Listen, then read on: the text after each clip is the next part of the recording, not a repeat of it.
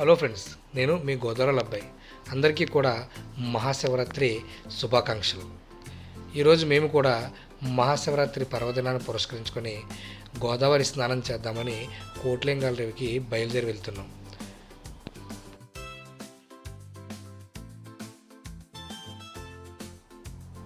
ఇదిగోండి, ఇక్కడే చూస్తున్నారు కదా, ఇదే కోట్లింగాల రేవు చేరుకునేటువంటి ప్రధానమైనటువంటి మార్గం.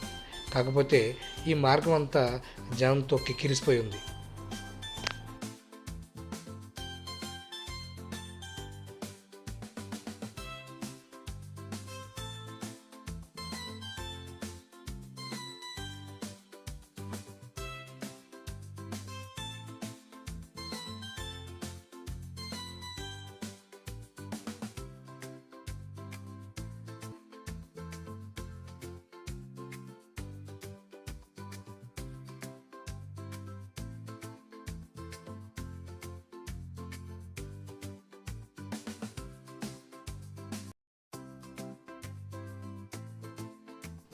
ఇంత కిక్కిరిసిన జనసమూహం మధ్యలో నుంచి రేవుకి చేరుకోవాలంటే చాలా కష్టం.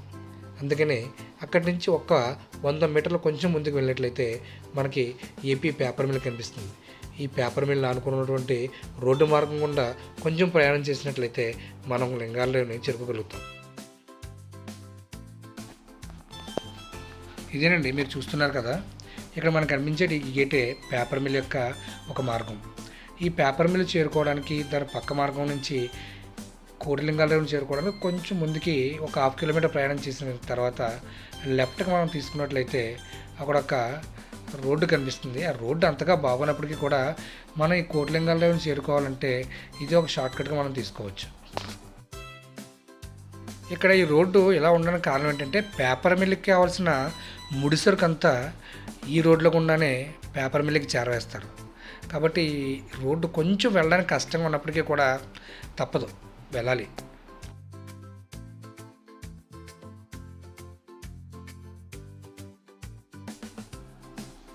ఇదేనండి, మనం పేపర్ మిల్ యొక్క వెనక భాగం చూసినట్లయితే ఈ విధంగా ఉంటుంది.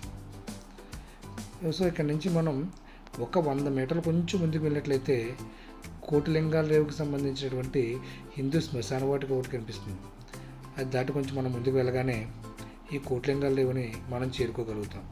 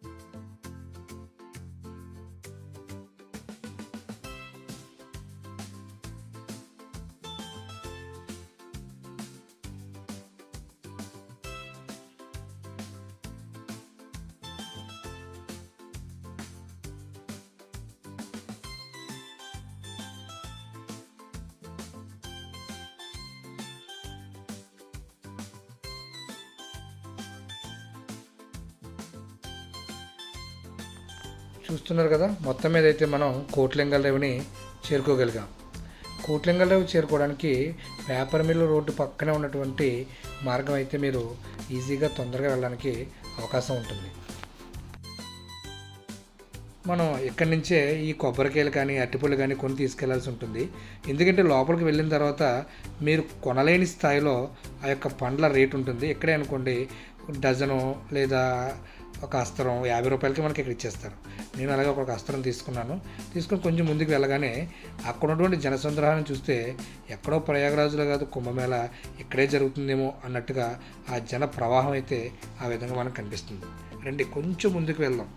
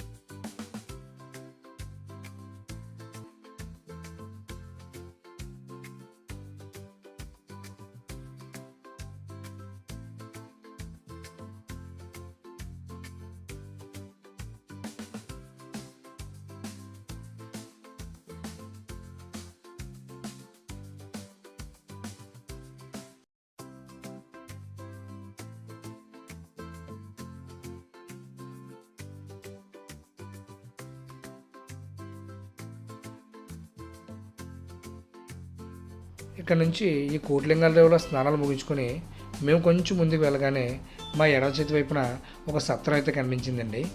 ఆ సత్రంలో కాసేపు సేద తీరిన తర్వాత సత్రం వల్లే అక్కడ మాకు ఈ యొక్క ఉదయం పలహారాలు, మధ్యాహ్నం భోజన వసతిని ఏర్పాటు చేశారు.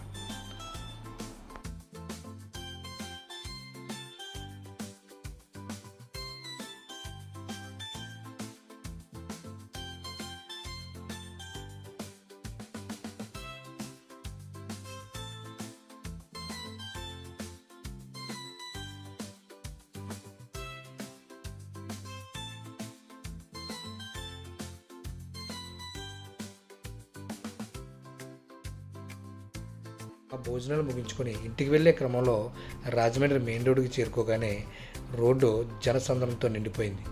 ఎక్కడ చూసినా ఏదో ఒక ప్రాంతంలో ప్రతి ఒక్కరి భక్తునికి కూడా అన్న ప్రసాద వితరణ జరుగుతుంది.